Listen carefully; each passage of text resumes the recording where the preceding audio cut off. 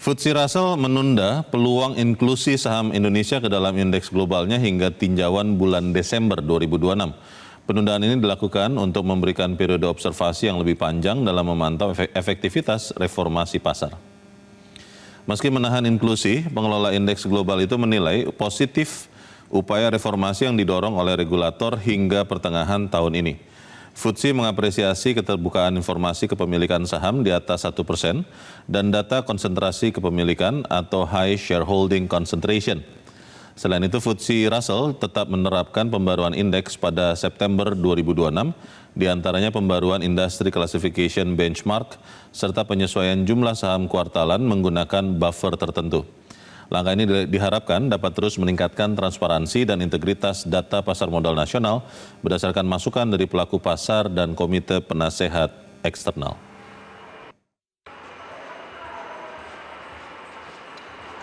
Bisa kita akan melihat bagaimana perdagangan saham dimulai pagi ini di Bursa Efek Indonesia. Kita langsung bergabung dengan jurnalis Metro TV Insan Suwardi. Insan, Bursa Efek Indonesia membuka perdagangan pagi ini dengan hijau atau merah atau seperti apa?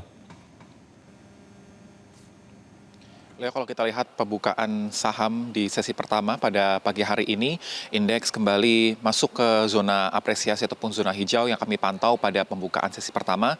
Indeks langsung mengalami apresiasi sekitar 1,2% dan sekitar 37 menit setelah dibuka pada perdagangan sesi pertama hari ini, kami pantau dari indeks harga saham gabungan Bursa Efek Indonesia masih mampu melanjutkan penguatan. Selengkapnya kita lihat dari papan Bursa Efek Indonesia, Leo dan juga pemirsa, penguatan dari indeks masih bertahan di atas 1% atau tepatnya 1,10 dengan level indeks masih berada di angka 6.465 dengan penguatan sekitar 67 poin dengan catatan nilai transaksi sekitar 3,4 triliun pada pembukaan sesi pertama pagi hari ini.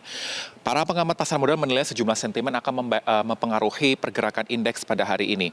Misalnya dari Navan Aji Gusta melihat terkait bagaimana khususnya dari sentimen global terkait keputusan dari US Treasury yang akan menggandakan ukuran buyback obligasi tenor panjang mereka.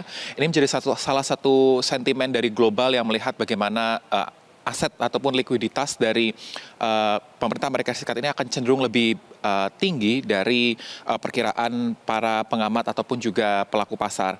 Sehingga menjadi salah satu hal yang ikut mendorong penguatan dari Bursa Amerika Serikat, yang mana kalau kami pantau pada pergerakan kemarin dari ketiga indeks dari pasar modal Amerika Serikat, seluruhnya kompak menghijau, ditutup di zona penguatan.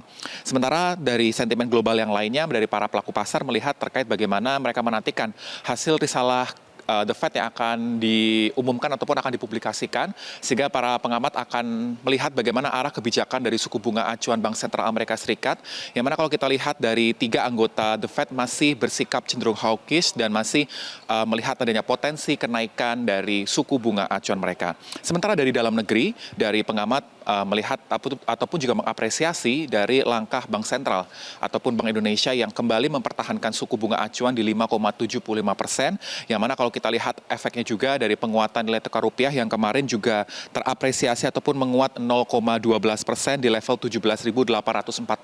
Meski Leo, kalau kami pantau saat ini dari pergerakan nilai tukar rupiah masih cenderung mengalami koreksi pada pembukaan di pagi hari ini. Nilai tukar rupiah saat ini terkoreksi ataupun lebih lemah 0,20%, berada di level 17.802 per dolar Amerika Serikat. Sehingga kalau kita lihat dari para pengamat juga memprediksikan bahwa indeks masih cenderung mampu mempertahankan tren bullish dengan perkiraan di titik resisten di 6.616. Leo.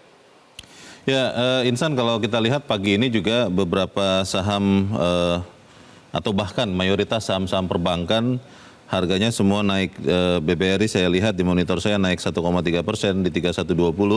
Bank BTN juga naik 0,8% di 1210. BCA juga naik 0,8% di 6350. Bank Mandiri juga naik 0,3% di 1685. Apakah penguatan ini memang karena kemarin akhirnya Bank Indonesia mempertahankan BI rate di 5,75 atau ada sebab lain, Insan?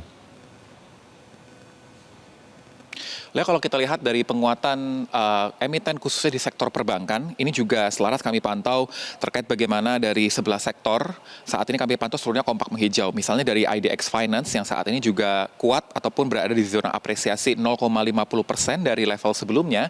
Ini juga memberikan gambaran bagaimana sejumlah sentimen memberikan pengaruh atas pergerakan saham-saham yang berada di sektor keuangan seperti yang Anda sampaikan beberapa saham dari perbankan. Misalnya kalau kami pantau saat ini beberapa saham perbankan, misalnya dari BBRI kami juga pantau saat ini masih mengalami penguatan 0,97%, berada di level sekitar 3.100. Ini beberapa perbankan lainnya kami pantau juga ikut kompak mengalami penguatan. Ini juga didorong dari sejumlah sentimen mulai dari kebijakan Bank Sentral ataupun Bank Indonesia yang ikut mempertahankan suku bunga acuan, sehingga menjadi satu hal yang telah diprediksikan oleh pasar bagaimana upaya Bank Sentral menjaga likuiditas dengan sejumlah kebijakan yang masih akan didorong selaras dengan upaya operasi moneter yang telah didesain, mulai dari pendalaman di pasar keuangan dan juga pasar valuta asing. Ini juga akan berupaya meningkatkan ataupun menjaga stabilitas nilai tukar rupiah yang ikut mengapresiasi sejumlah saham-saham di sektor perbankan ataupun juga di sektor keuangan lainnya.